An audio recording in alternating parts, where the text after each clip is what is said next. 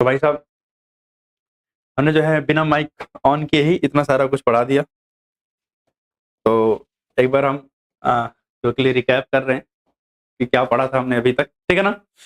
तो जैसा कि मैं बता ही रहा था कि हम अभी तक गिब्स एनर्जी, एंथैल्पी, एंट्रोपी यानी बाकी सारी चीजें पढ़ चुके थे। इस चैप्टर का लास्ट टॉपिक हमारा जो बचा हुआ था वो है थर्मोकेमिस्ट्री। और थर्मोकेमिस्ट्री के अंदर अगर बात करें तो काफी सारे क्वेश्चंस यहाँ से आते हैं और बहुत इंपॉर्टेंट टॉपिक है ये।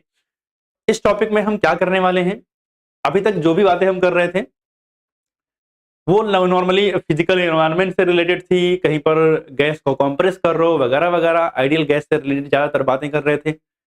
अब यानी थर्मोकेमिस्ट्री के अंदर हम बेसिकली बातें कहाँ करेंगे, रिलेटेड टू केमिकल रिएक्शन, यानी किसी केमिकल रिएक्शन के अंदर कितना हीट एब्जॉर्ब या रिलीज हो रही है, क्या चेंजेस आ रहे हैं, वो सब हम पढ़ने वाले कहाँ, थर्मोकेमिस्ट्री में। तो सबसे पहले अगर मैं थर्मोकेमिस्ट्री की बात करूं तो ये क्या है, एक फिजिकल केमिस्ट्री की ब्रांच है, इसमें तो कोई दिक्कत नहीं है, जो स्टडी करती है क्या, ट्रांसफर ऑफ हीट, किसके बीच में, बिटवीन द केमिकल सिस्टम, यानी जहां केमिकल रिएक्शन हो रही है एंड इट्स सराउंडिंग, और उसके सराउंडिंग से।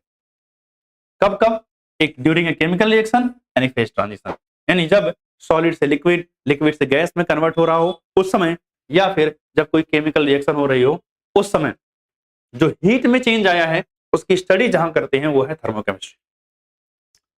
अगर हम थर्मोकेमिस्ट्री के अंदर बात करें तो सबसे पहली चीज हमें समझनी है थर्मोकेमिकल इक्वेशन। कुछ नहीं है, एक इक्वेशन है, नॉर्मली बैलेंस्ड इक्वेशन है, जिस इक्वेशन में इंफॉर्मेशन होगी किसके बारे में, physical state of the reactant और प्रोडक्ट, यानी रिएक्टेंट की और प्रोडक्ट की फिजिकल स्टेट मेंशन की हुई है कि सॉलिड में है, लिक्विड में है, गैस में है, कैसे है। एंड आपको यह भी बताया होगा कि भैया हीट में चेंज कितना आ रहा है।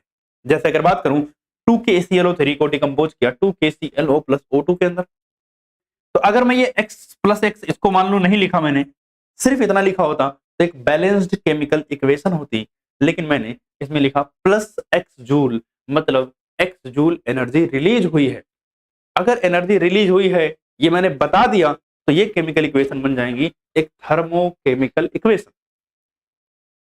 इसी चीज को मैं और तरीके से लिख सकता था, सेम रिएक्शन लिखा, प्लस एक्स जूल ना लिख करके minus X joule delta H लिख दिया कॉमा लगा के, तो ये भी एक थर्मोकेमिकल इक्वेशन। अब ये क्यों लिख रहे हैं आगे आप सीखोगे तो आपको बात समझ में आई कि थर्मोकेमिस्ट्री क्या है और थर्मोकेमिकल इक्वेशन क्या है। अब इस थर्मोकेमिकल इक्वेशन हमारे पास दो तरीके की होती है, that is exothermic and endothermic. आपने नाम सुना ही होगा कि एक्सोथर्मिक मतलब जहां हीट रिलीज हो रही है और एंडोथर्मिक मतलब जहां हीट एब्जॉर्ब हो रही है।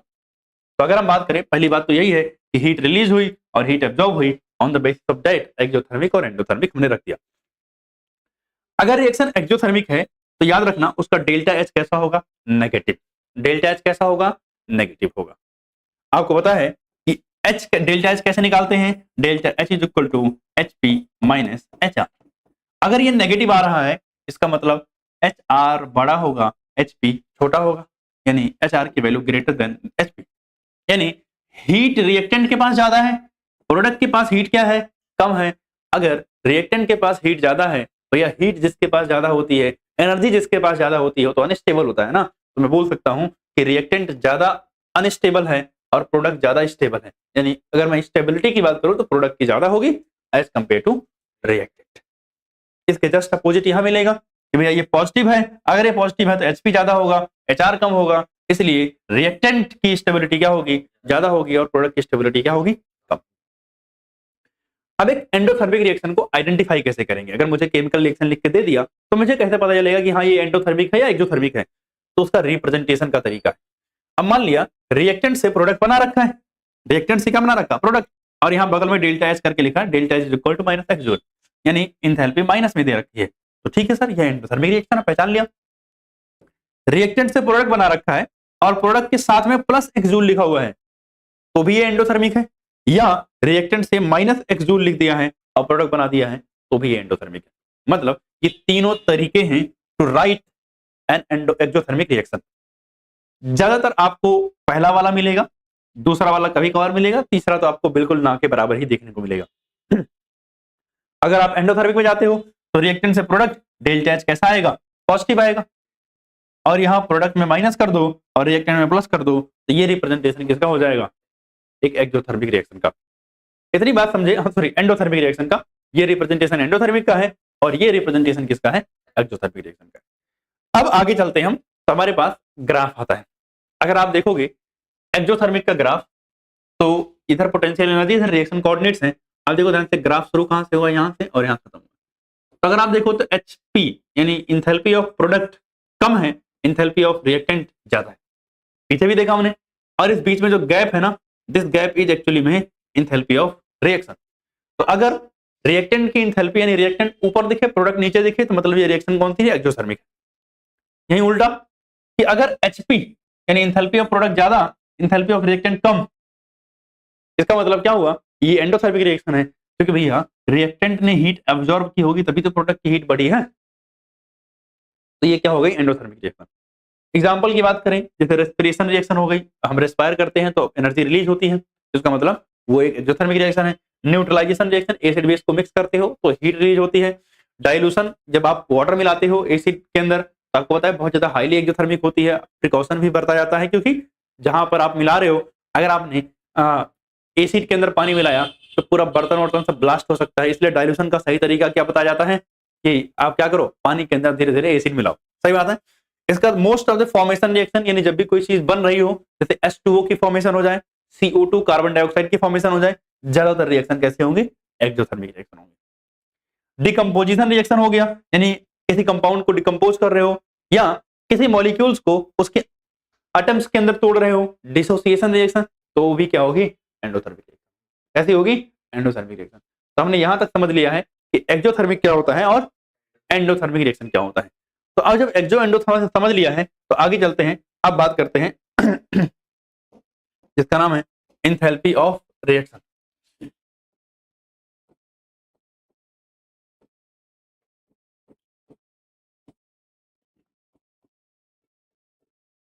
Enthalpy of reaction.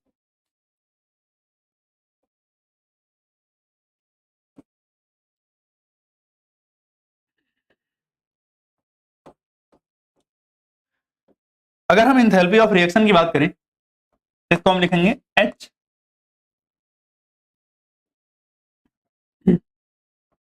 Delta H of reaction. Enthalpy of reaction क्या होती है, amount of heat change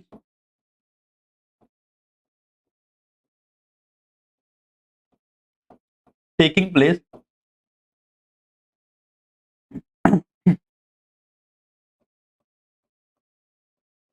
amount of heat change taking place when number of moles of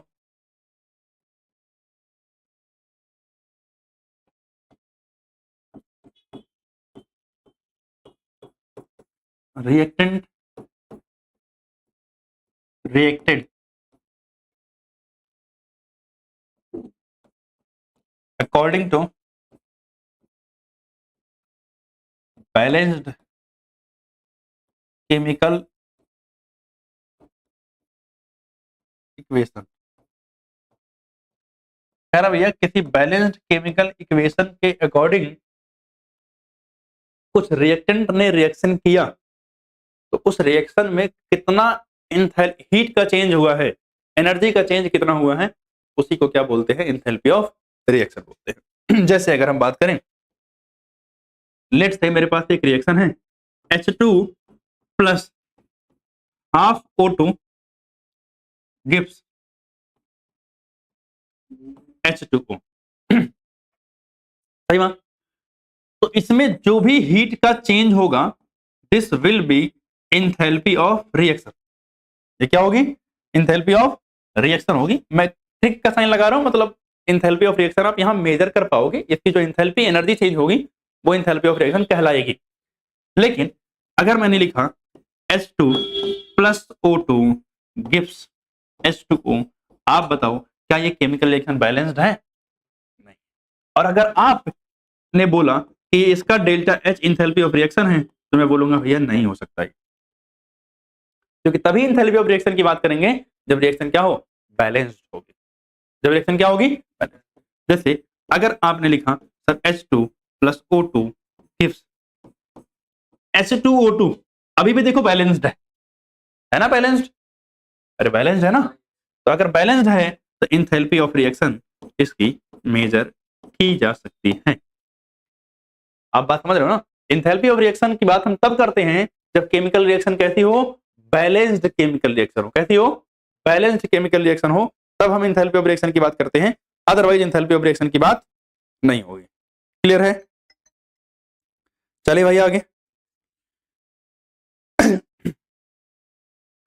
अब सुनना ध्यान से, हमारे पास एक और टर्म आती है स्टैंडर्ड इंथैल्पी ऑफ रिएक्शन। कौन सी enthalpy, standard, standard enthalpy of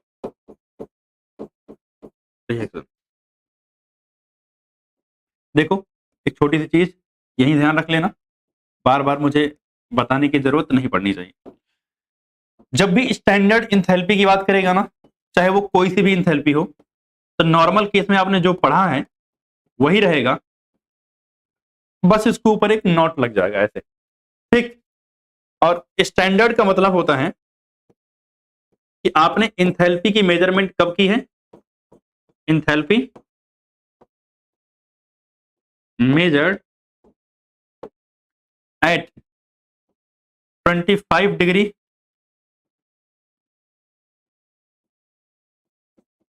या फिर 298 kelvin temperature and 1 atm pressure, यानी 1 atm प्रेशर पर और 298 केल्विन टेम्परेचर पे होती है, ठीक है ना। और सुनना, usually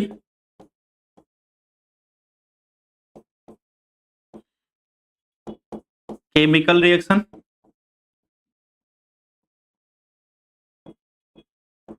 take place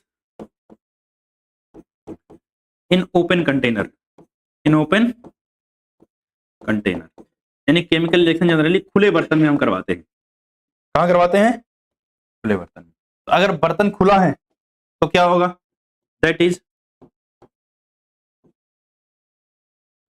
constant pressure and temperature, यानी रिएक्शन जनरली हमारी कैसे होगी, एक कांस्टेंट प्रेशर पर होगी और कांस्टेंट टेम्परेचर पर होगी। सर कांस्टेंट प्रेशर कौन सा होगा, एटमॉस्फेरिक प्रेशर, और कांस्टेंट टेम्परेचर जो एटमॉस्फेरिक टेम्परेचर होगा वही क्या होगा, टेम्परेचर हो जाएगा।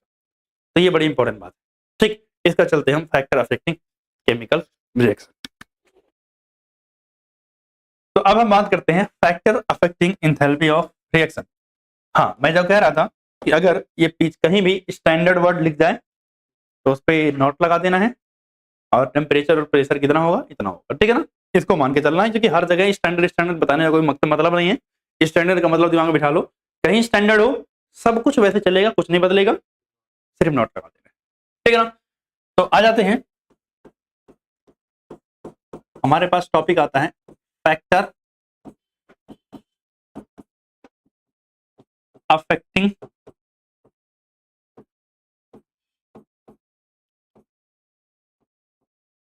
एंथैल्पी ऑफ रिएक्शन,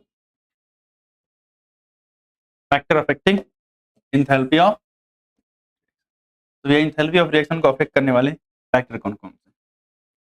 सबसे पहला फैक्टर है रिएक्शन कंडीशन, रिएक्शन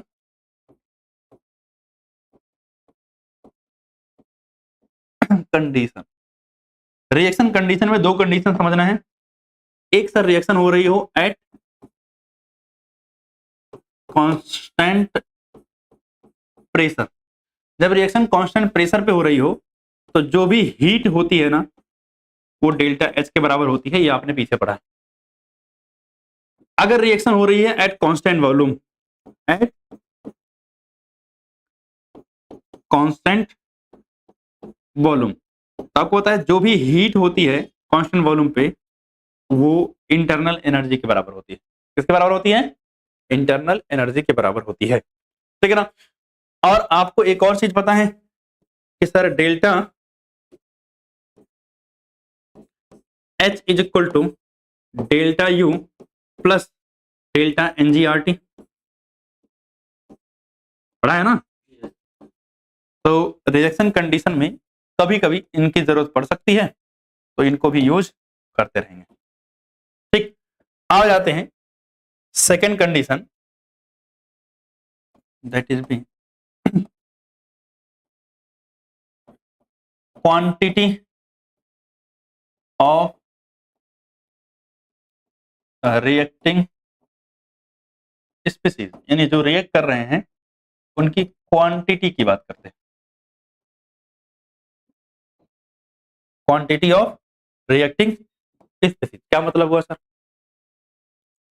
लेट से मैंने H2 प्लस हाफ O2 की रिएक्शन करा के H2O बनाया, ठीक है ना? और मुझे इसकी इंथैल्पी ऑफ रिएक्शन दे रखी है x जूल। क्या दे रखी है? x जूल माइनस, ठीक है ना? उसमें कोई दिक्कत नहीं, समझ रहे हैं अभी। अभी आप माइनस मान लो प्लस मान लो, उससे कोई फर्क नहीं पड़ता, हमें अभी समझना है बस मेन चीज। मैंने क्या किया, एक और रिएक्शन लिखी, इसमें लिखा मैंने H2 plus O2 gives 2H2O। आपको क्या लग रहा है मैंने क्या चेंज किया है? मैंने सब में 2 से मल्टीप्लाई कर दिया है, कर दिया ना? तो मतलब अगर आपने इस केमिकल रिएक्शन के अंदर 2 से मल्टीप्लाई किया, तो इस डेल्टा H के अंदर भी आपको 2 से मल्टीप्लाई करना पड़ेगा, यानी यहां पर delta H of reaction is equal to हो जाएगा माइनस का 2x जूल हो जाएगा। तो इसका मतलब आप अगर कोई चेंज लाते हो तो वो चेंज दूसरी जगह भी एप्लीकेबल, वो चेंज क्या होगा? दूसरी जगह भी एप्लीकेबल। बात समझ रहे हो ना? अगर आप डिवाइड करते, लेट से क्या करते हैं, आप डिवाइड कर देते तो दूसरी जगह भी क्या करना पड़ता? डिवाइड। जैसे लेट से समझना, N2 plus 3H2 gives 2NH3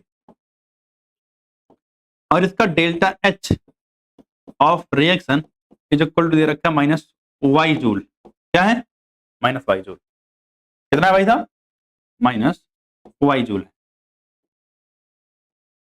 ठीक, अगर मैंने क्या किया, इस N2 को 1/2 कर दिया, प्लस इसको कर दिया 3/2H2 और इसको कर दिया NH3, तो आपको क्या लग रहा है मैंने क्या किया?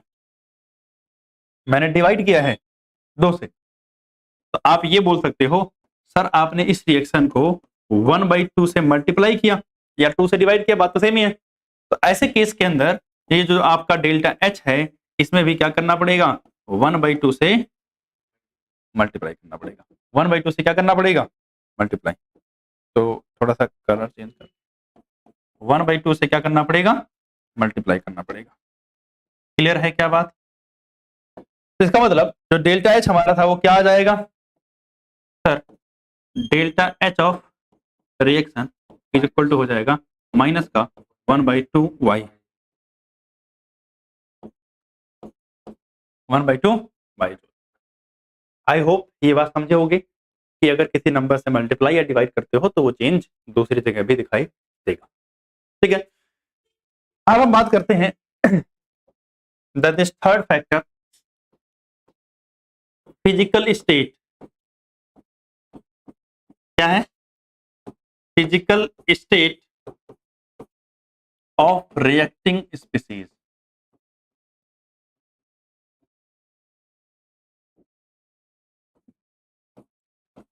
यानी जो भी रिएक्शन में इन्वॉल्व है उनकी फिजिकल स्टेट। इसका क्या मतलब है और इसका क्या यूज करना है देखना। लेट से मैंने H2 gas plus O2 gas है, हाफ ले लिया तो बना H2O लिक्विड। ठीक है ना। मैं मान रहा हूं कि इसकी इंथैल्पी ऑफ रिएक्शन हमें दे रखी है -x जूल। ठीक है ना। यही सेम रिएक्शन लिखा मैंने। क्या लिखा? Same reaction. बस ध्यान से देखना मैंने क्या किया। मैंने ये पानी लिक्विड में नहीं गैस में बनाया। अब इसकी इंथैल्पी जो x थी ये x नहीं होगी, ये अलग होगी, दैट इज y जूल। दोनों सेम।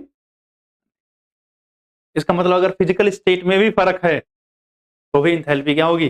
अलग अलग। फिजिकल स्टेट भी इंपॉर्टेंट है। फिजिकल स्टेट क्या है? इसके बाद आते हैं एलोट्रॉपिक फॉर्म। कौन सी form? Allotropic form. Allotropic form का मतलब क्या है देखना। जैसे मैंने एक रिएक्शन कराया कार्बन, और यहां लिखा है कार्बन ग्रेफाइट। बताओ कार्बन को ग्रेफाइट में, डायमंड में अलग अलग फॉर्म में मिलता है ना।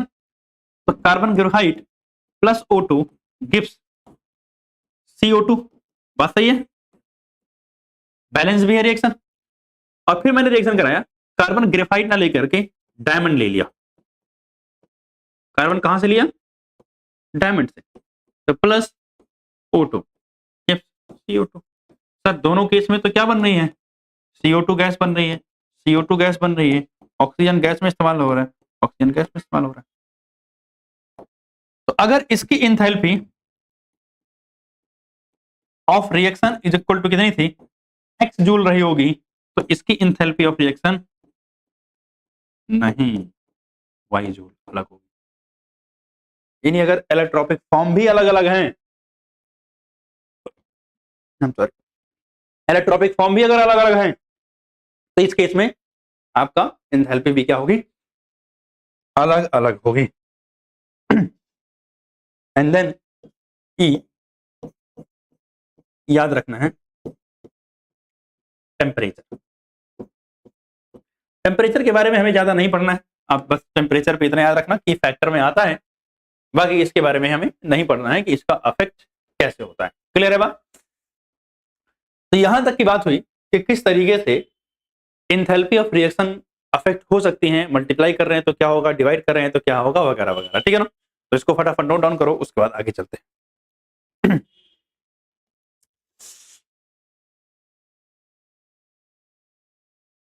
तो भाई साहब अब जो है हम बात करते हैं लॉज ऑफ थर्मोकेमिस्ट्री। इनकी बात करेंगे, laws of thermochemistry. Laws of thermochemistry.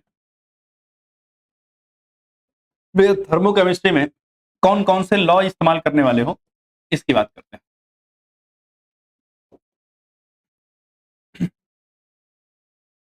जो हमारा पहला लॉ है उसका नाम है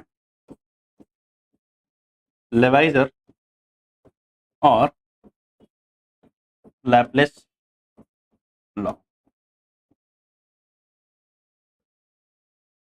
ये लॉ क्या कहता है?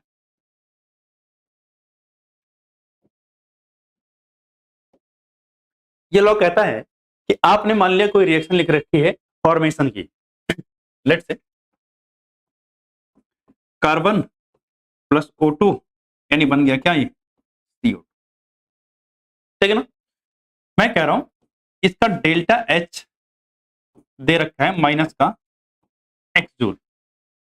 तो लवाइजर ने क्या बोला कि अगर CO2 से कार्बन प्लस O2 बनाओगे, यानी उल्टा कर दोगे रिएक्शन को, तो जो डेल्टा H है वो साइन बदल जाएगा उसका। क्या हो जाएगा? डेल्टा H का साइन चेंज हो जाएगा। मतलब इनका क्या कहना था कि enthalpy of formation of any substance, enthalpy of formation of any substance are numerically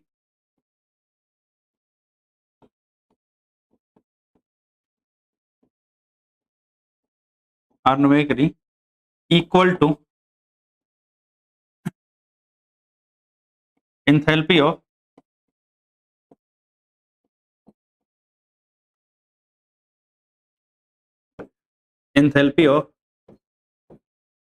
decomposition with opposite sign, यानी अपोजिट साइन के साथ में enthalpy of formation, enthalpy of decomposition क्या होगी, बराबर होगी। क्या होगी, बराबर, जो कि मैंने ऊपर समझाया वही है, सेम चीज, और क्या। ठीक। और दूसरा जो लॉ है वो है हेस लॉ। चलो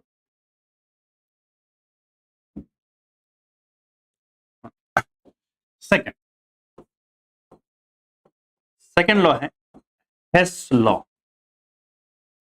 of constant heat summation.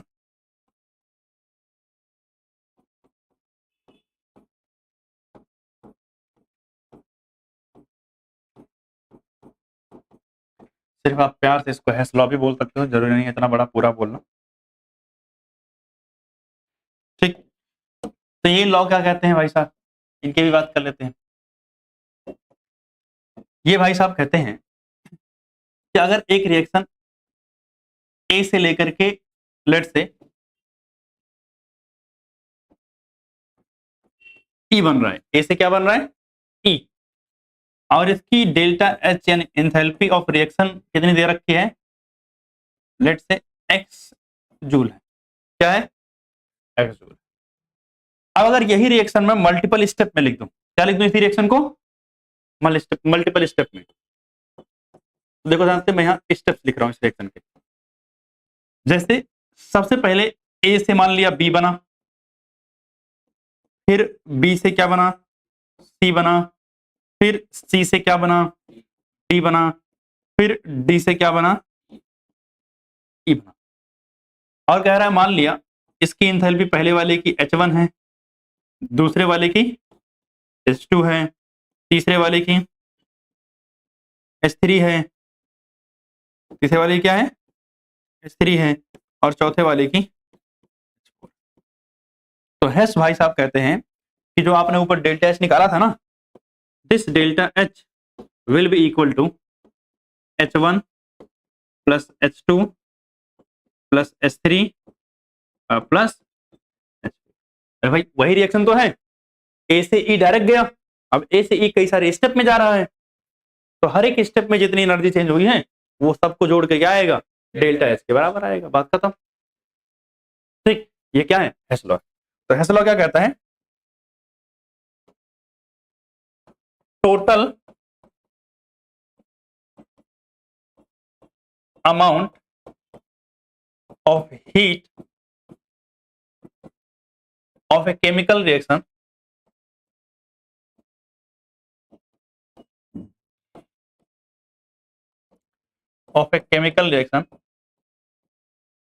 remains same either it occurs in single और मल्टीपल स्टेप, चाहे ये सिंगल स्टेप में हो या मल्टीपल स्टेप में हो, हीट तो उतनी ही रहेगी जितनी थी। क्लियर है बात। तो ये बात हो गई किसकी, सेकेंड लॉ की, मतलब हेस लॉ की, ठीक है ना। तो अब लॉ ऑफ थर्मोकेमिस्ट्री के बाद एक छोटी चीज और पढ़नी है, उसका नाम है standard state. Standard state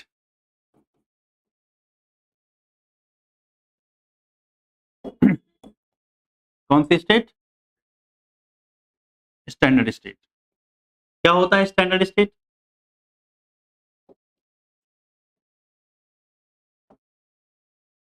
most abundant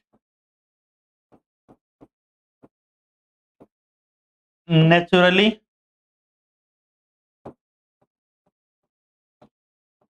occurring state. Simple सा दोस्तों ना, कोई भी एलिमेंट या कोई भी मॉलिक्यूल जिस स्टेट में नेचर में मिलता है, जिस स्टेट में नेचर में मिलता है उसे स्टैंडर्ड स्टेट बोलते हैं। लेकिन अगर कोई मॉलिक्यूल नेचर में एक से ज्यादा कंडीशंस में मिलता है तो उसमें जो मोस्ट अबंडेंट होगा, जो सबसे ज्यादा मिलता होगा, उसको क्या मानेंगे? स्टैंडर्ड स्टेट मानेंगे।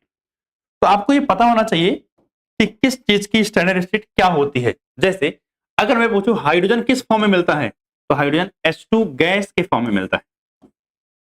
ऑक्सीजन नेचर में किस फॉर्म में मिलता है? O2 गैस के फॉर्म में मिलता है। क्लोरीन किस फॉर्म में मिलता है? Cl2 गैस के फॉर्म में मिलता है। फ्लोरीन किस फॉर्म में मिलता है? F2 गैस के फॉर्म में मिलता है। Br2 किस फॉर्म में मिलता है? लिक्विड फॉर्म में मिलता है, ध्यान रखना, ठीक है ना। कार्बन किस फॉर्म में मिलता है? ग्रेफाइट के फॉर्म में। हाँ होगा, लेकिन कार्बन कौन सा है? ग्रेफाइट। कार्बन डायमंड है, कार्बन ग्रेफाइट है, कार्बन के बहुत सारे एलोट्रॉप हैं। तो carbon graphite is a standard state. Carbon graphite क्या है? स्टैंडर्ड स्टेट है, याद रखना है, ठीक है ना। अब N2 नाइट्रोजन किस फॉर्म में मिलेगा? गैस फॉर्म में मिलेगा, स्टैंडर्ड स्टेट है। P4 कौन सा? Red phosphorus. S8 रोहम्बिक फॉर्म, कौन सी? रोहम्बिक। ये सब क्या है? स्टैंडर्ड स्टेट है। क्या है? स्टैंडर्ड स्टेट है, समझ रहे हो ना। मतलब ये नेचर में इस फॉर्म के अंदर सबसे ज्यादा अमाउंट में दिखाई देते हैं। इस फॉर्म में नेचर में क्या मिलेंगे? सबसे ज्यादा अमाउंट में दिखाई देंगे। क्लियर है बात? कोई समस्या है यहाँ? अब सुनना ध्यान से, एक और जो छोटी सी बात इसकी नोट करनी है वो क्या है कि जो स्टैंडर्ड फॉर्म है ना, इनकी इंथैल्पी ऑफ फॉर्मेशन जीरो होती है। अभी क्या होगा स्टैंडर्ड इंथैल्पी ऑफ फॉर्मेशन? अभी जस्ट इसके बाद समझ रहे हैं। Enthalpy of formation of standard form क्या होती है? जीरो। ऑफ स्टैंडर्ड फॉर्म क्या होगी? जीरो, ठीक है ना। अच्छा एक यहाँ थोड़ा सा करेक्शन कहाँ गया, ये रेड की जगह व्हाइट कर लेना। कौन सा? व्हाइट वाला स्टैंडर्ड होता है। अब जैसे मान लिया कहीं पर मुझे लिखा हुआ आ जाए क्या कि क्या कार्बन डायमंड में स्टैंडर्ड स्टेट में होता है? तो नहीं होता स्टैंडर्ड स्टेट में। क्या फास्फोरस P4 रेड वाला स्टैंडर्ड फॉर्म में होता है? नहीं होता है, समझ रहे हो ना। हाँ मतलब ऊपर मैंने एग्जांपल लिखा है, बट ये सब स्टैंडर्ड फॉर्म नहीं है। जो स्टैंडर्ड फॉर्म थी वो मैंने लिखवा दी है, ठीक है ना। तो क्यों स्टैंडर्ड फॉर्म क्यों लिखवा रहा हूँ? क्योंकि अगले ही रिएक्शन में हमें इस्तेमाल करना है स्टैंडर्ड फॉर्म का। क्लियर है बात? तो इतना नोट डाउन करो, फिर अब चलते हैं types of enthalpies of reaction पे। तो अब जो है हम बात करने जा रहे हैं टॉपिक की, जिसका नाम है types of enthalpies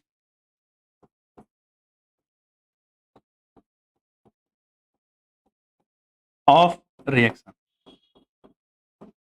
main focus जो इस टॉपिक में रहेगा वो कंबसन और फॉर्मेशन पे रहेगा, बट ये है कि पढ़ना तो सारा ही है। यानी जो इंपॉर्टेंट है वो कौन है? कंबसन और फॉर्मेशन, यानी एंथैल्पी ऑफ कंबसन है, एंथैल्पी ऑफ फॉर्मेशन है। बट ये है कि पढ़ेंगे हम तो सारा टॉपिक ही, कुछ छोड़ना तो नहीं है। तो अब आ जाते हैं, यानी दैट इज फर्स्ट, सबसे पहली एंथैल्पी, और उसका नाम है एंथैल्पी ऑफ फॉर्मेशन। क्या नाम है? Enthalpy of formation. तो आपको नाम से ही कुछ पता चल रहा होगा, सर यहां हम कुछ बनाएंगे, यहां हम कुछ बनाएंगे। तो क्या कहता है ये, देखना ध्यान से। कहता है formation of 1 mole of substance, ऐसे बोलो, enthalpy change, enthalpy change taking place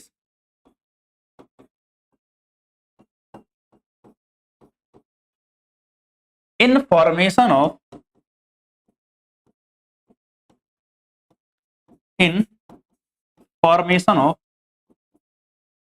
1 mole substance, in formation of 1 mole substance from its standard state, from its standard, आप बताओ क्या स्टैंडर्ड स्टेट पीछे बताई मैंने अभी, कौन सी होती है? हाँ, तो भैया स्टैंडर्ड स्टेट से किसी भी सब्सटेंस को अगर मुझे बनाना है तो उसे मैं क्या बोलता हूं? Enthalpy of formation. अब देखो थोड़ा सा क्लैरिटी और मिलेगी, धीरे धीरे चलते। तो अगर हम चलें आगे तो एंथैल्पी ऑफ फॉर्मेशन कैसे लिखी जाती है इस पर ज्यादा फोकस रहेगा। लेट्स से मुझे क्या बनाना है? पानी, H2O बनाना है, ठीक है ना। अब H2O किसी भी फॉर्मेट में हो, मुझे इससे कोई मतलब नहीं है, नॉर्मली वैसे तो लिक्विड होगा, H2O बनाना है मुझे। अब मुझे पानी कैसे बनाना है इस बात पे ध्यान देना। मैंने पानी बनाने की जो प्रोसेस शुरू की वो H2 गैस से प्लस हाफ O2 गैस से। आप बताओ क्या H2 गैस स्टैंडर्ड फॉर्म है हाइड्रोजन की? क्या O2 गैस स्टैंडर्ड फॉर्म है हाइड्रोजन मतलब ऑक्सीजन की? है ना। इनसे मैंने पानी बनाया। कितने मोल पानी बनाया? 1 मोल। अरे आगे क्या लिखा हुआ है? 1। कितने मोल बनाया मैंने? 1 मोल बनाया है। इसका मतलब ये जो है ना, इसकी जो इंथैल्पी होगी, इस रिएक्शन की जो इंथैल्पी होगी उसे क्या बोला जाएगा? इंथैल्पी ऑफ फॉर्मेशन बोला जाएगा। अच्छा, F लिखने का मतलब क्या है? इंथैल्पी ऑफ फॉर्मेशन, यानी इंथैल्पी ऑफ फॉर्मेशन ये सही लिखा हुआ है। लेकिन सुनना, अगर मैंने H2 प्लस O2 लिया, यानी H2 ये गैस के फॉर्म में है, O2 ये गैस के फॉर्म में है, ये 2 है और मैंने बनाया 2H2O। बातों को ध्यान से और प्यार से समझना। H2 स्टैंडर्ड फॉर्म है, O2 स्टैंडर्ड फॉर्म है, तो क्या एंथैल्पी ऑफ फॉर्मेशन होगी? नहीं होगी, क्योंकि मैंने डेफिनेशन में बोला है कि 1 मोल सब्सटेंस बनाना है। कितने मोल बन रहा है? 2 मोल बन रहा है, तो भैया नहीं होगी एंथैल्पी ऑफ फॉर्मेशन। सारी चीजें सेटिस्फाई करनी है डेफिनेशन की, ठीक। तो पहली बात समझे। अब आते हैं आगे। मेरे पास अगर मान लिया मुझे क्या बनाना हो, CO2, कार्बन का मैंने क्या लिया? ग्रेफाइट वाला फॉर्म। कौन सा फॉर्म लिया? ग्रेफाइट वाला फॉर्म। प्लस मैंने क्या लिया? O2 लिया गैस, और क्या बना दिया? CO2 gas. क्या एंथैल्पी ऑफ फॉर्मेशन होगी?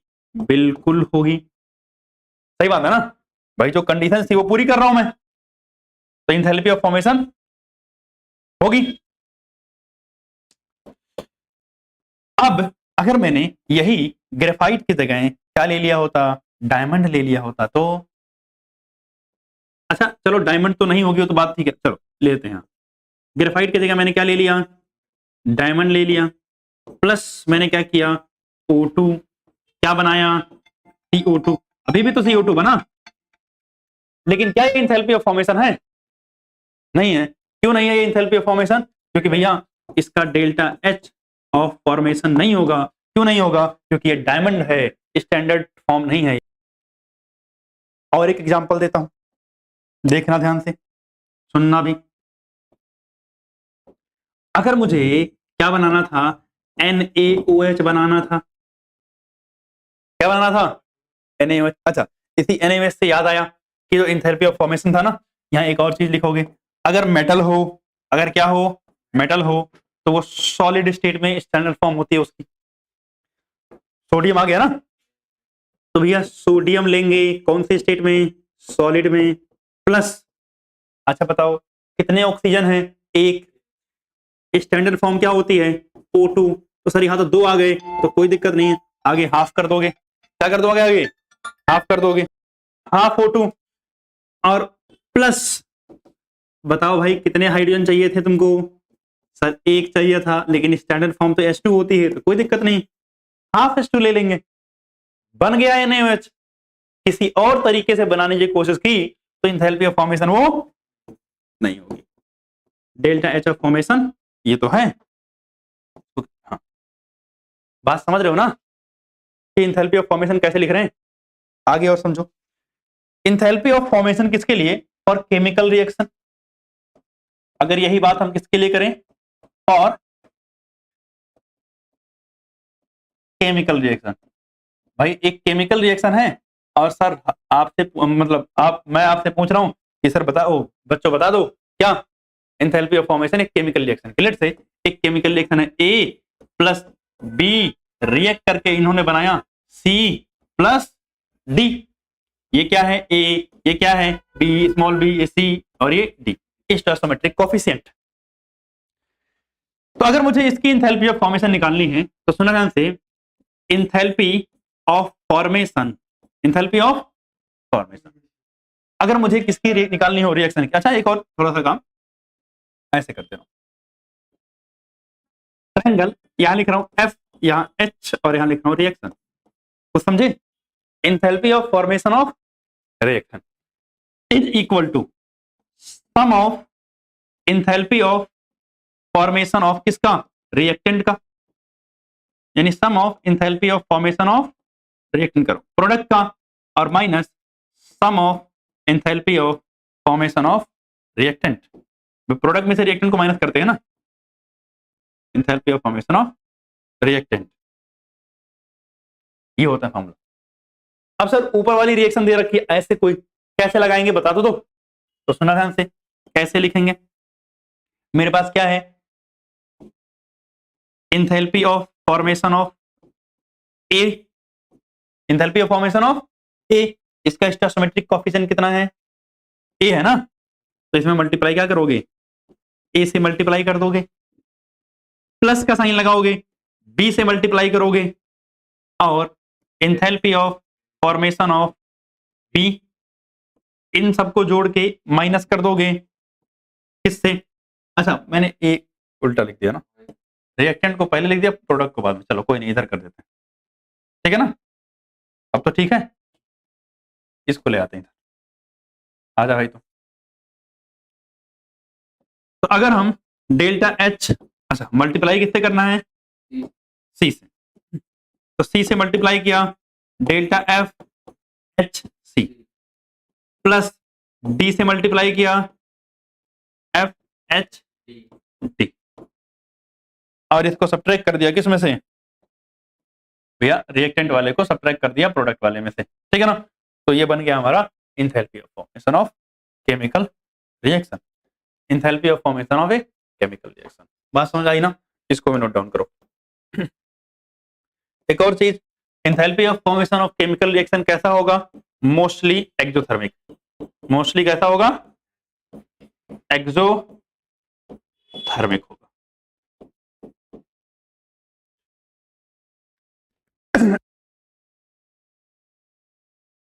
अगला चलते हैं, enthalpy of combustion.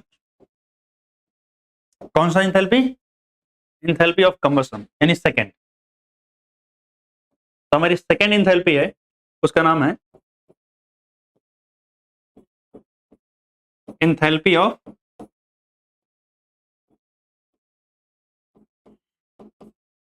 Combustion, delta H combustion, ठीक है। अच्छा सुनना ध्यान से, जैसे मैंने पीछे आपको बताया कि स्टैंडर्ड फॉर्म में अगर मुझसे बोलता तो मैं क्या करता, सिर्फ नॉट लगा देता। अगर कहीं बोल दे स्टैंडर्ड एंथैल्पी ऑफ फॉर्मेशन, बुरा मानोगे क्या, नहीं ना, सिर्फ नॉट लगा देना। अरे भाई साहब चलो यही था, आपसे पूछता standard enthalpy of formation of H2O, not लगा दिया, क्या लगा दिया, नॉट लगा दिया। आपसे पूछता standard enthalpy of formation of CO2, क्या लगा दिया, नॉट लगा दिया, बस हो गया स्टैंडर्ड। यही तो समझाया था मैंने वहां कि स्टैंडर्ड वर्ड कहीं दिख जाए कुछ नहीं करना है, सब कुछ सेम, सिर्फ नॉट लगा देना, ठीक है ना। तो इसलिए मैं बता नहीं रहा हूं, मैं वही बता दिया हूं, ठीक है ना। अब आगे चलता हूं मैं, तो एंथैल्पी ऑफ कंबशन क्या कहता है भाई साहब, अमाउंट ऑफ हीट इवॉल्व्ड, मैंने बोला इवॉल्व्ड, इसका मतलब ये क्या है, एक्सोथर्मिक या एंडोथर्मिक, एक्सोथर्मिक है। Amount of heat evolved when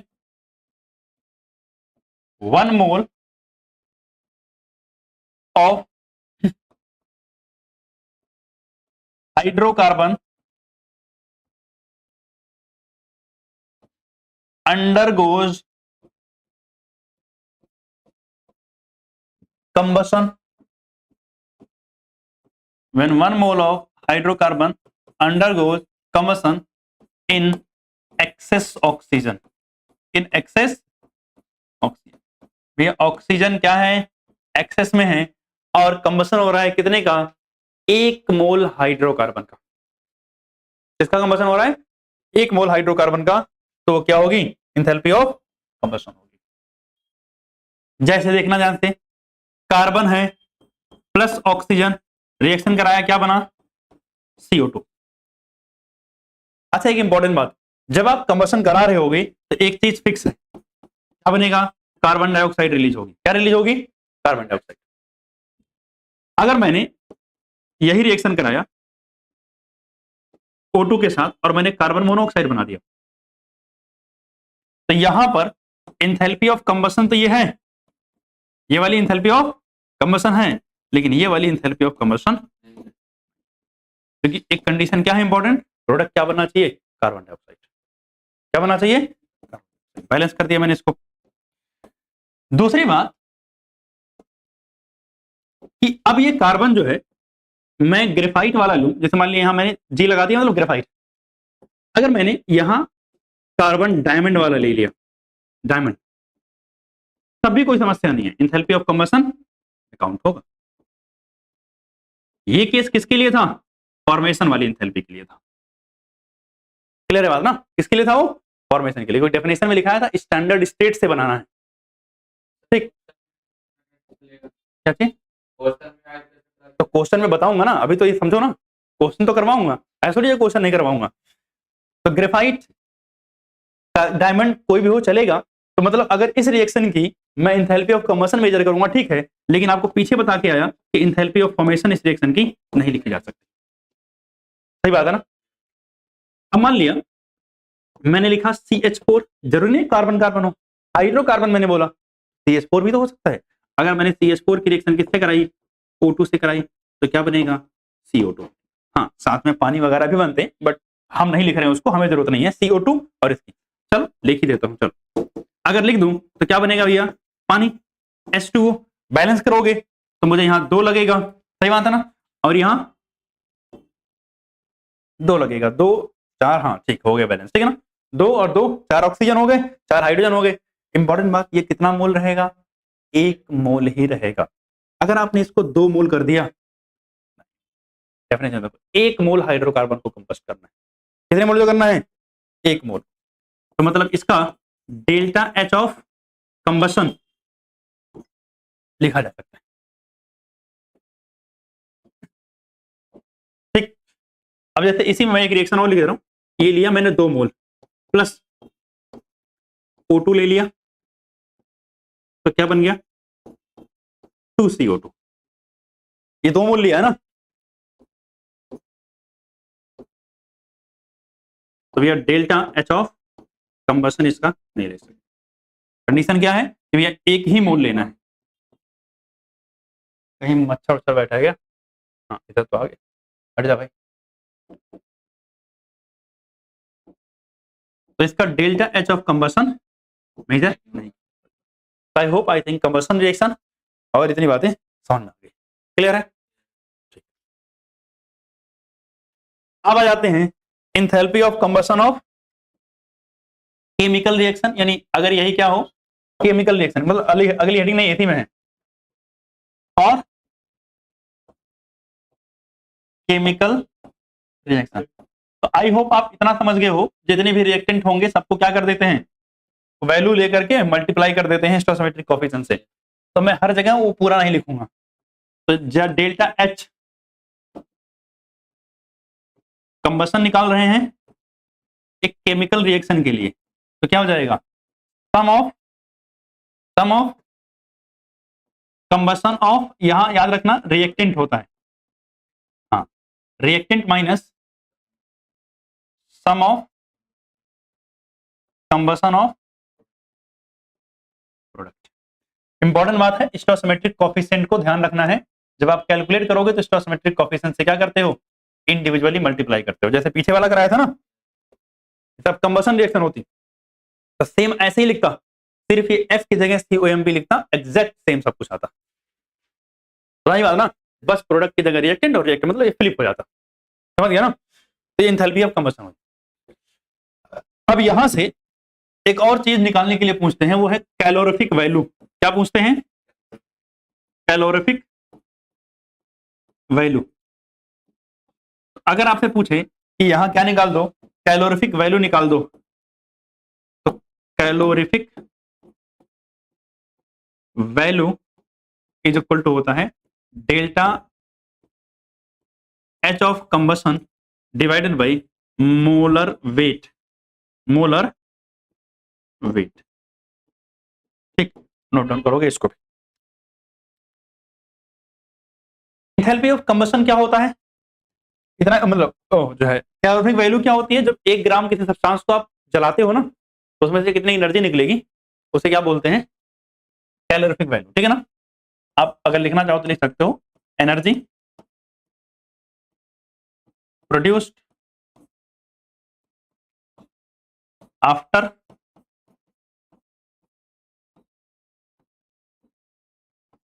combustion of कितना, 1 ग्राम सब्सटेंस, कोई भी सब्सटेंस हो। अच्छा, अगर इसकी यूनिट वगैरह पूछ ले तो ये भी याद रखना, किलो जूल पर ग्राम या फिर किलो कैलोरी पर ग्राम, ये यूनिट होती है। नोट करो। तो आगे चलते हैं, अगली जो हमारे पास एंथैल्पी है वो कौन सी एंथैल्पी है, एंथैल्पी ऑफ हाइड्रोजनेशन। अच्छा, हाइड्रोजनेशन क्या होता है, एडिशन ऑफ हाइड्रोजन। क्या होता है, एडिशन ऑफ हाइड्रोजन। तो क्या कह रहे हैं कि कितनी हीट इवॉल्व हुई है, the heat evolved during the complete hydrogenation of 1 mole unsaturated organic compound. अच्छा, अनसैचुरेटेड का मतलब होता है कि डबल या ट्रिपल बॉन्ड मौजूद होगा इन द कंपाउंड, और आप उसको हाइड्रोजनेशन करने के बाद सिंगल बॉन्ड में कन्वर्ट कर दोगे। यानी सिंपल शब्दों में, अगर मेरे पास डबल और ट्रिपल बॉन्ड है, अगर मेरे पास क्या है, डबल या ट्रिपल बॉन्ड है, तो मैं इसको किस में कन्वर्ट कर दूंगा, सिंगल बॉन्ड में कन्वर्ट कर दूंगा। किस में कन्वर्ट कर दूंगा, सिंगल बॉन्ड में। और ये कन्वर्जन करने में कुछ हीट रिलीज होगी, और that heat is called heat of hydrogenation या एंथैल्पी ऑफ हाइड्रोजिनेशन बोलते हैं इसको। क्या बोलते हैं, एंथैल्पी ऑफ हाइड्रोजिनेशन बोला जाता है। जैसे अगर मान लिया मेरे पास C2H2 है, C2H2 का मतलब समझते हो, इंपॉर्टेंट बात यह भी कि ए 1 मोल होना चाहिए। C2H2 का मतलब है कि sir CH triple bond CH triple bond है, मैं इसको कन्वर्ट कर दूंगा किसके अंदर, C2H6। अब सारे बॉन्ड यहां सिंगल सिंगल हैं, तो इसके लिए जो भी एनर्जी लगी है उसे क्या बोलते हैं, एंथैल्पी ऑफ हाइड्रोजिनेशन। क्या बोलते हैं, एंथैल्पी ऑफ हाइड्रोजिनेशन। तो भैया ये हो गई हमारी एंथैल्पी ऑफ हाइड्रोजिनेशन, और ये बिल्कुल करेक्ट मेजर है। ठीक है ना, अगर मान लिया मेरे पास C2H4 हुआ, मतलब यहां डबल बॉन्ड है, तो डबल बॉन्ड को भी किसमें कन्वर्ट कर देना है, सिंगल बॉन्ड में। डबल बॉन्ड को भी किसमें कन्वर्ट करना है, सिंगल बॉन्ड में। चाहे डबल हो ट्रिपल हो, इस बात से कोई मतलब नहीं है आपको। अच्छा, मैं ये हटा दूं, थोड़ा सा अच्छा नहीं लग रहा मुझे, मतलब बात वही है, बस ये है कि आपको मैंने दिखाने के लिए लिखा था कि ये कैसा है। तो ये भी कितना है, 1 मोल है, तो ये किसमें कन्वर्ट हो जाएगा, C2H6 में, और इसकी जो इंथैल्पी होगी वो भी क्या होगी, इंथैल्पी ऑफ हाइड्रोजनेशन होगी। क्या होगी, इंथैल्पी ऑफ हाइड्रोजनेशन। तो ओवरऑल कहने का मतलब ये है कि आप अगर मल्टीपल बॉन्ड को किसमें कन्वर्ट कर देते हो, सिंगल बॉन्ड वाले कंपाउंड में, तो जो एनर्जी लगती है, जो एनर्जी रिलीज होती है एक्चुअली में, वो क्या है, इंथैल्पी ऑफ हाइड्रोजनेशन कहलाता है। यहां तक क्लियर है, आगे चलें। अच्छा, आपको एक बात यहां देखने को मिलेगी, हीट इवॉल्व, ऑब्वियसली ये कौन सी है, एक्सोथर्मिक है, और सिंबल जैसा कि बताया, तो इंथैल्पी ऑफ हाइड्रोजनेशन ये सिंबल होता है।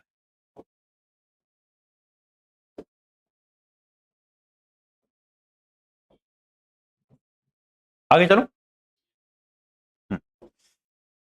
अगला मेरे पास आता है जिसका नाम है enthalpy of atomisation.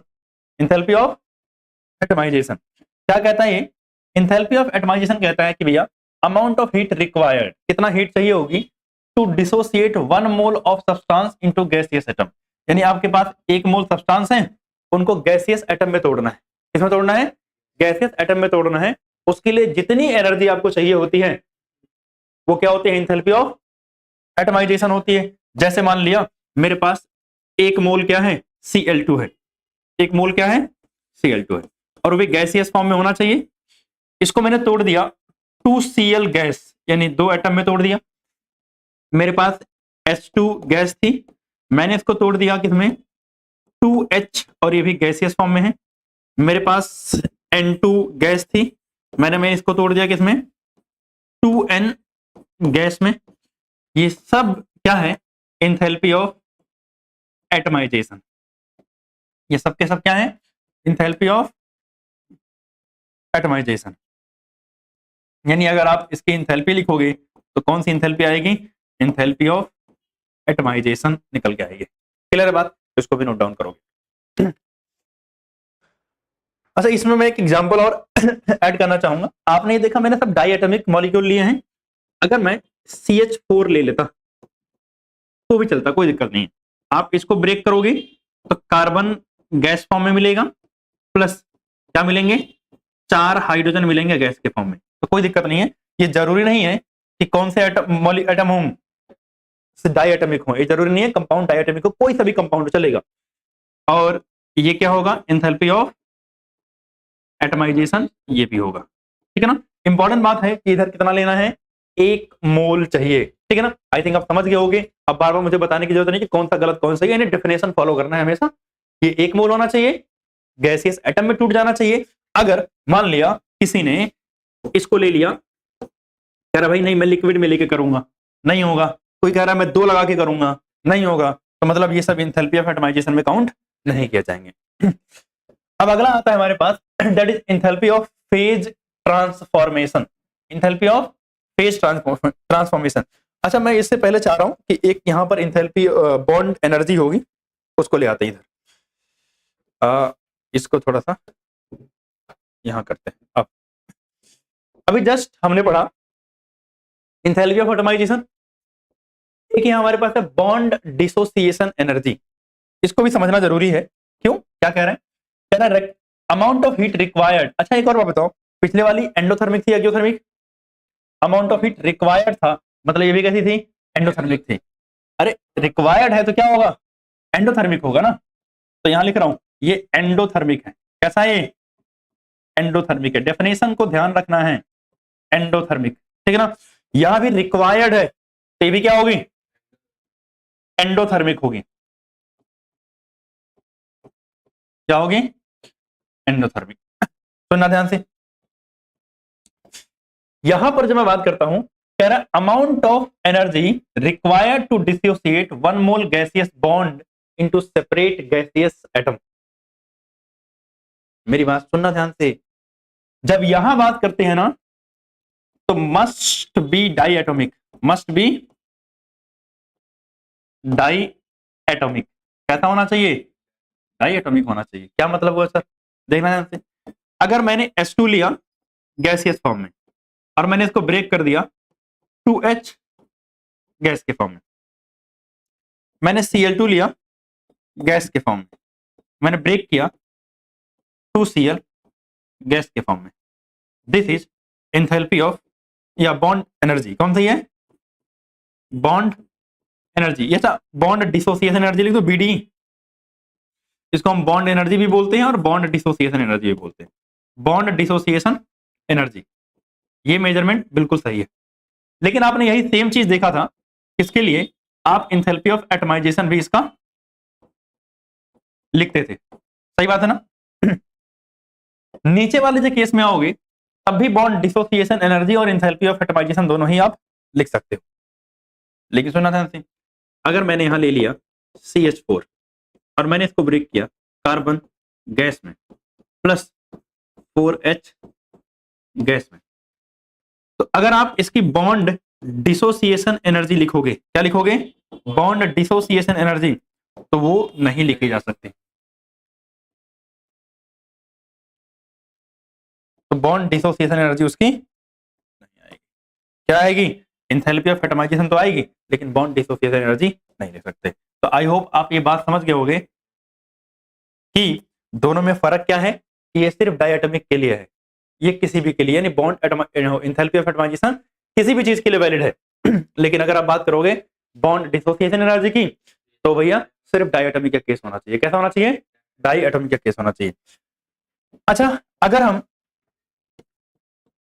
For chemical reaction की बात करेंगे, किसकी बात करें? For chemical reaction. तो फॉर केमिकल रिएक्शन में याद रखना, sum of bond dissociation energy of reactant minus sum of bond dissociation energy of product. यानी रिएक्टेंट में से किसको माइनस करते हैं? प्रोडक्ट को माइनस करते हैं, बॉन्ड डिसोसिएशन एनर्जी अगर मुझे कैलकुलेट करना है तो। एक क्वेश्चन ये है कि जो CH4 है, क्या इसको, जैसे बॉन्ड डिसोसिएशन एनर्जी, मैं तो इसका नहीं लिख पाऊंगा, लेकिन क्या इसकी इंथैल्पी ऑफ एटमाइजेशन को मैं बॉन्ड एनर्जी के फॉर्म में लिख सकता हूं? ये एक बार समझ लेते हैं, ठीक ना? क्या है?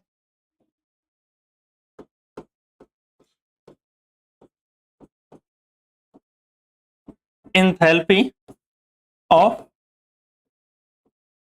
एटमाइजेशन in term of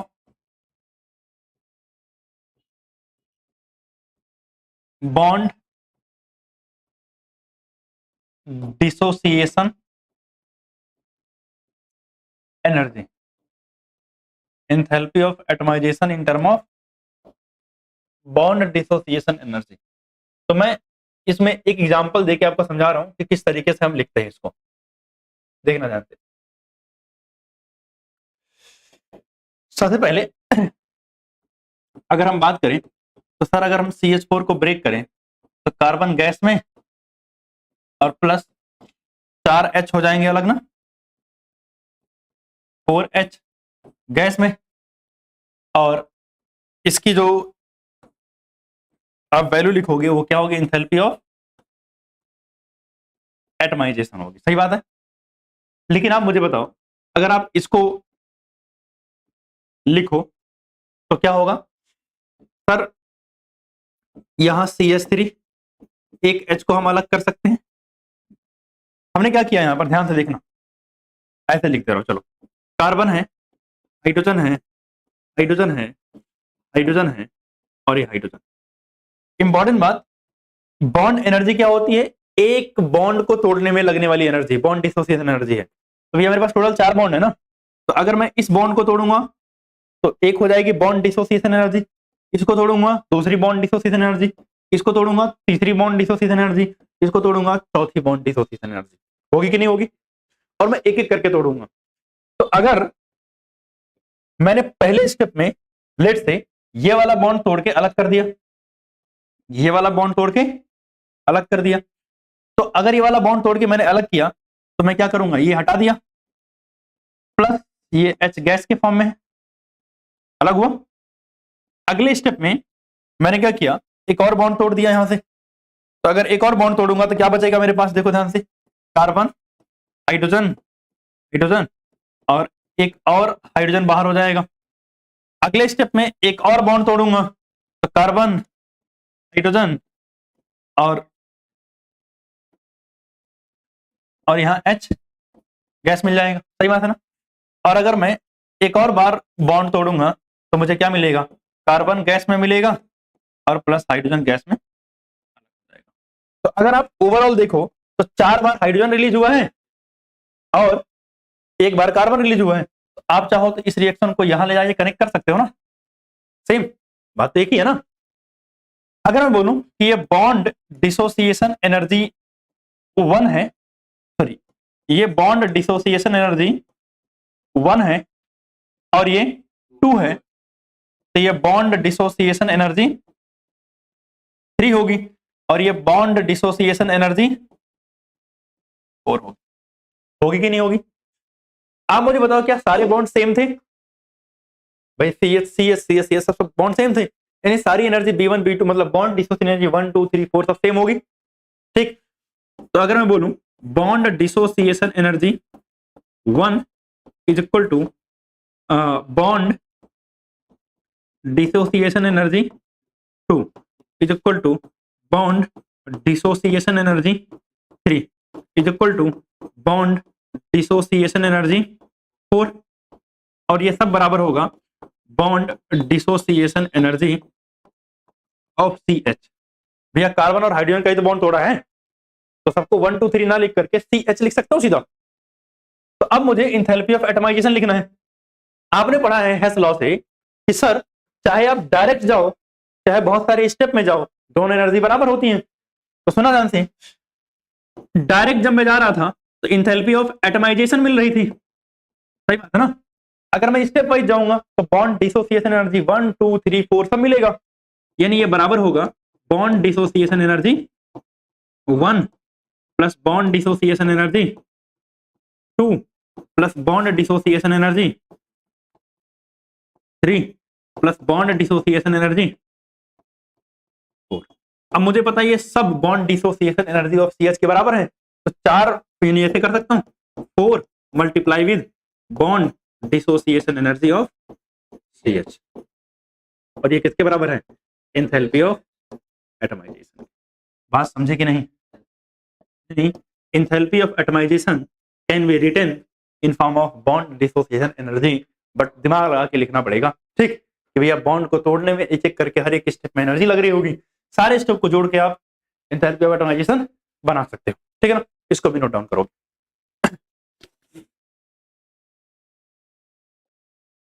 अब जो है हमारे पास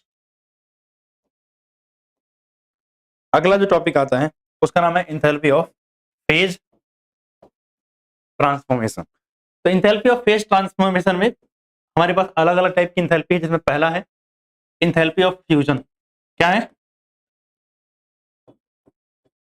एंथैल्पी ऑफ फ्यूजन।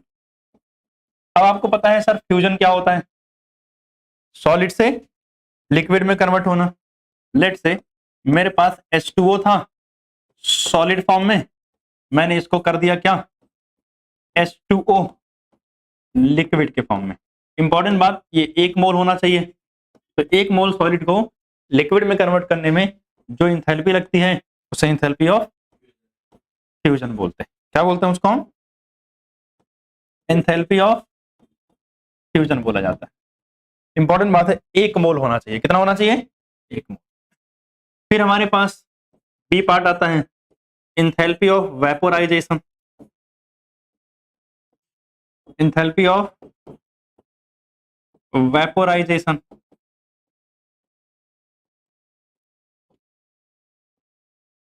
अगर हम एंथैल्पी ऑफ वेपोराइजेशन की बात करें तो इसमें याद रखना भैया, आपने क्या लिया, H2O लिया, लेट से लिक्विड में। इंपॉर्टेंट बात ये कितना होना चाहिए, 1 मोल होना चाहिए।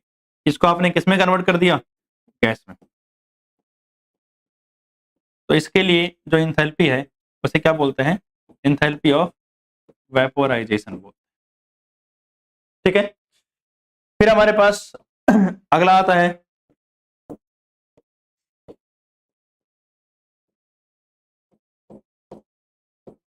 Enthalpy of sublimation. भाई एंथैल्पी ऑफ सब्लिमेशन क्या होता है? सॉलिड को सीधा गैस में कन्वर्ट करते हैं। तो अगर मान लिया मेरे पास कोई भी सब्सटेंस है, नहीं, कोई भी सब्सटेंस क्या है? ए है, लेट से मान, कोई भी सब्सटेंस क्या है? ए है, ये सॉलिड में है, इसको मैंने डायरेक्टली किस में कन्वर्ट कर दिया? ए को गैस में कर दिया। तो भैया इसके लिए जो एंथैल्पी होती है उसे एंथैल्पी ऑफ सब्लिमेशन कहा जाता है। तो I think enthalpy of phase transition भी क्लियर है, हो गया। अगला हमारे पास आता है enthalpy of hydration. Enthalpy of hydration.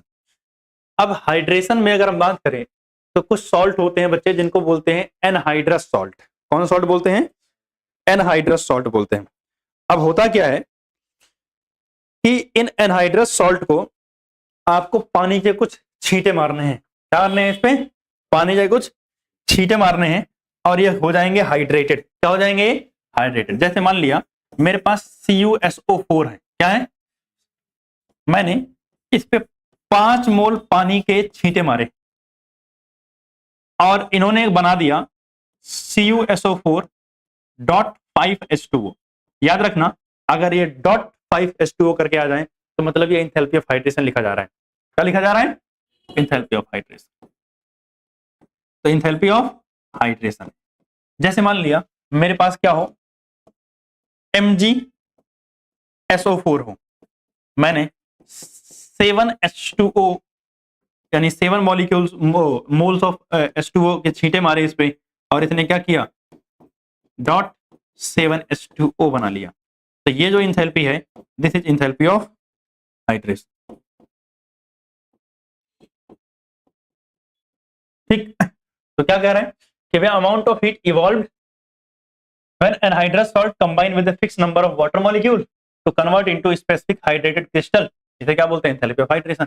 और इंपॉर्टेंट बात है, याद रखना, ये कैसा है? एक्सोथर्मिक है, क्योंकि हीट रिलीज होगी। क्या होगी? एक्सोथर्मिक।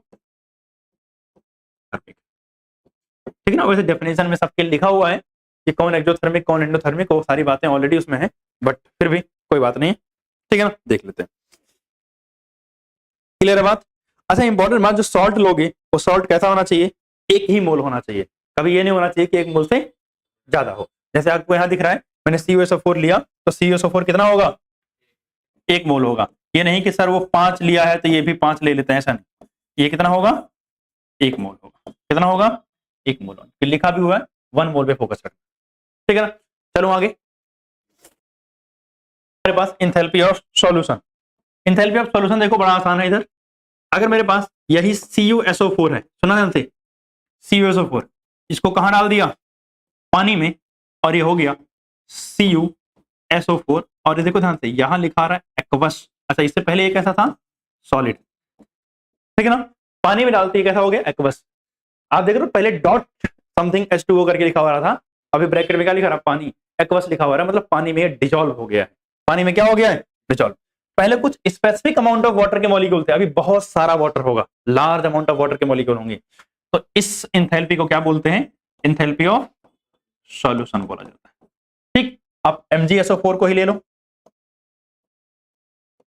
अगर आप इसको पानी में डालोगे, अच्छा पानी इसमें क्या होगा? एक्सेस में होगा, तो क्या बन जाएगा?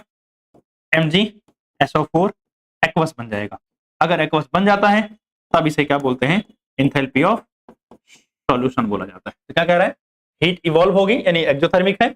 1 मोल सब्सटेंस को डिसॉल्व करते हैं लार्ज अमाउंट ऑफ सॉल्वेंट के अंदर, तो इससे क्या होगा? हीट ऑफ सॉल्यूशन कहलाएगा। क्या कहलाएगा? हीट ऑफ सॉल्यूशन कहलाएगा। क्लियर है बात? इंपॉर्टेंट बात कि हमें सब्सटेंस 1 मोल डिसॉल्व करना है और वो डिसॉल्व करने के बाद दोबारा से हीट प्रोड्यूस नहीं होना चाहिए। मान लिया मैंने क्या किया, पानी में 1 मोल सब्सटेंस डाला, जितनी हीट निकली वो पूरी की पूरी निकल गई। दोबारा से अगर ऐड करूंगा तो फर्दर हीट नहीं निकलनी चाहिए। तो ये बात ध्यान रखना। ठीक है? इतने सॉल्वेंट में ऐड करना है कि it does not produce any more heat, मतलब दोबारा से अगर ऐड करने पर कोई हीट प्रोड्यूस नहीं करना चाहिए। अगला हमारे पास है एंथैल्पी ऑफ न्यूट्रलाइजेशन। क्या होता है? Amount of heat evolved when 1 mole of acid neutralized by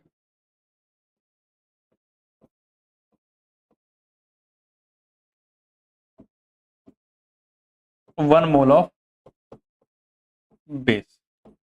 सुना? अगर मान लिया मेरे पास स्ट्रॉन्ग एसिड है, क्या है?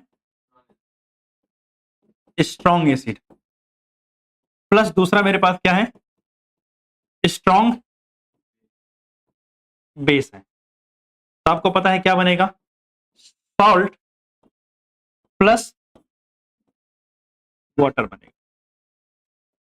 और इसी की हम लिखेंगे इंथैल्पी ऑफ न्यूट्रलाइजेशन। क्या लिखेंगे?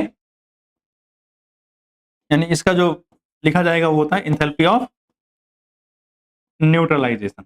और इंपॉर्टेंट बात, ये 13.7 किलो कैलोरी पर मोल कितनी होगी? 30.7 किलो कैलोरी पर मोल या फिर 57.2 किलो जूल पर मोल। ये फिक्स है, ये बदलेगा ही नहीं, कोई फर्क नहीं पड़ता आपने कौन सा एसिड लिया। जैसे मान लिया आपने क्या किया, NaOH प्लस HCl की रिएक्शन करा दी, तो क्या बना? NaCl प्लस क्या बना? H2। एंथैल्पी ऑफ न्यूट्रलाइजेशन कितनी होगी? 13.7 वही किलो कैलोरी पर मोल। आपने NaOH की रिएक्शन लेट्स से H2SO4 से करा दिया, क्या होगा भाई साहब? Na2SO4 बन जाएगा ना, ठीक है ना? और क्या बनेगा? H2O बन जाएगा। क्या बन जाएगा? H2O बन जाएगा। तो इसकी भी एंथैल्पी जो होगी उसे क्या बोलेंगे? Enthalpy of neutralization. और ये कितनी होगी? 13 पॉइंट, अच्छा ये इंपॉर्टेंट बात माइनस की होगी क्योंकि एक्सोथर्मिक है, ठीक है ना? तो माइनस 13 पॉइंट, यहां भी माइनस, यहां भी माइनस, माइनस 13.7 किलो कैलोरी। ऐसा क्यों हो रहा है? इसके पीछे बेसिक फंडा से करना, क्योंकि ये स्ट्रॉन्ग एसिड है, ये भी स्ट्रॉन्ग एसिड है और ये सॉल्ट है। तो जैसे ही आप पानी में डालोगे तो ये डिसोसिएट हो जाते हैं, यानी ये बनाएंगे Na प्लस OH माइनस, ये बनाएगा H plus plus Cl minus, ये भी आयंस में टूटेगा तो बनाएगा Na plus plus Cl minus. आप बताओ, Na प्लस रिएक्टेंट में जैसे था वैसे ही है, प्रोडक्ट में भी वैसे ही मौजूद है। Cl माइनस जैसे रिएक्टेंट में था वैसे ही प्रोडक्ट में मौजूद है, इसमें कोई चेंज नहीं हुआ। सिर्फ OH और H ने रिएक्ट करके क्या बनाया है? पानी बनाया है। तो आप चाहे कुछ भी ले लो, तो यहां से रिएक्शन कौन कर रहा है? OH minus. यहां से रिएक्शन कौन कर रहा है? H plus. यानी रिएक्शन हमेशा H प्लस और OH माइनस की हो रही है। चाहे आप रिएक्शन में चाहे कुछ भी डाल दो, कोई सा भी एसिड डाल दो, कोई सा भी बेस डाल दो, स्ट्रॉन्ग एसिड स्ट्रॉन्ग बेस है, तो रिएक्शन में पार्टिसिपेट कौन कर रहा होगा? H प्लस और OH माइनस ही पार्टिसिपेट कर रहे होंगे। हाँ, उसे नहीं फर्क पड़ता ना।